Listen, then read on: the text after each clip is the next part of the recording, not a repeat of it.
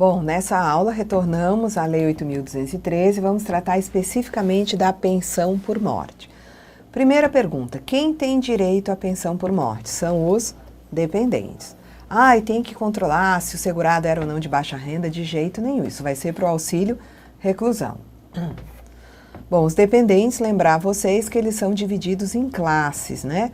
A classe 1 nós temos o cônjuge, companheiro ou companheira, filhos até 21 anos, desde que não emancipados, salvo se inválidos, porque aí não vai ter limite de idade, salvo também se declarados, né, relativo ou absolutamente incapazes pela justiça, tendo em vista uma situação de deficiência mental ou intelectual.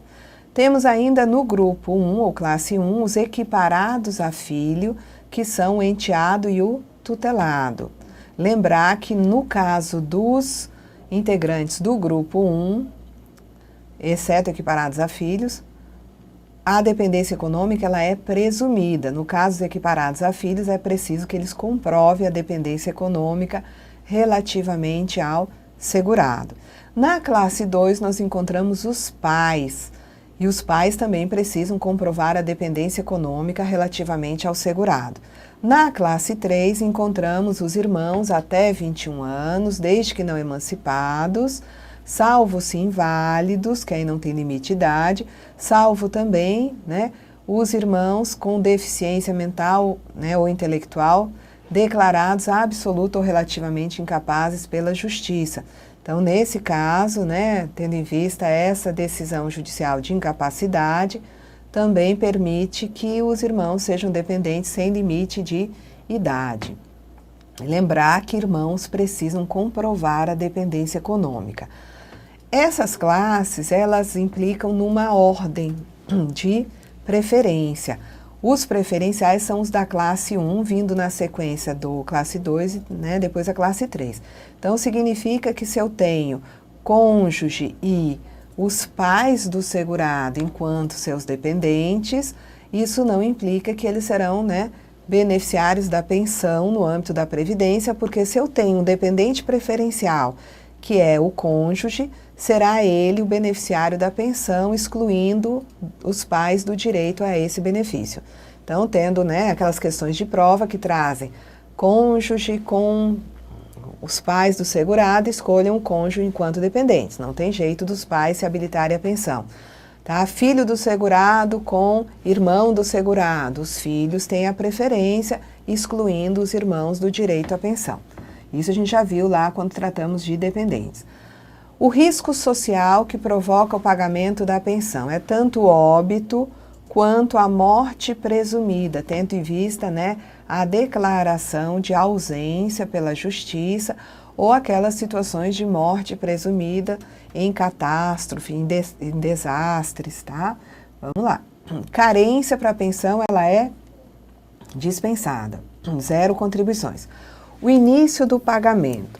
Se o requerimento se deu até o 30º dia do óbito, o dependente vai receber desde a data do óbito. Se o requerimento acontecer a partir do 31º dia do óbito, o dependente vai receber a partir da data da entrada do requerimento, ok? E em situações de decisão judicial, a pensão será devida a partir da data da decisão judicial. Só que aqui, nesse caso aqui, nós temos ressalvas.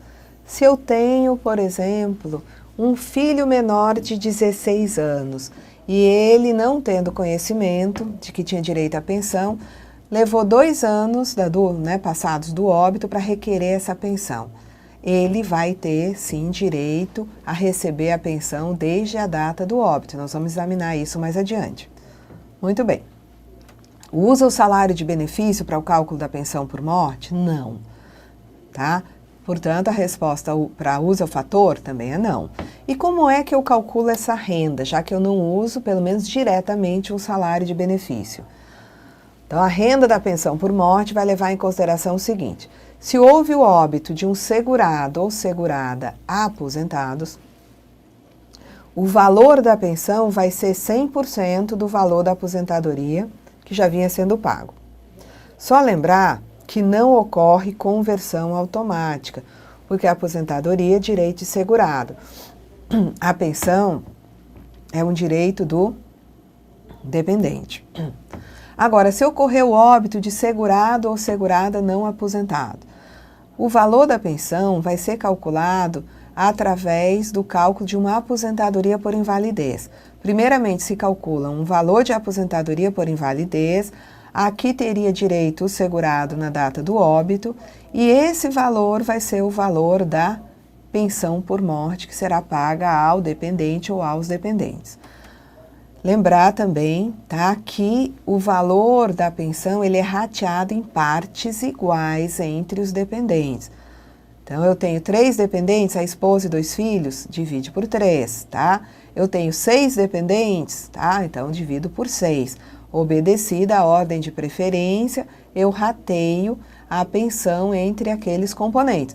Eu não posso ratear a pensão entre componentes da classe 1 e da classe 2. Quando tem dependente da classe 1, exclui dos direitos da classe 2, portanto, o rateio vai ser somente entre aqueles que são considerados dependentes da classe 1. Então, se houver o óbito de um segurado recluso, cujos dependentes recebiam auxílio reclusão, o valor da pensão será 100% do valor do auxílio reclusão.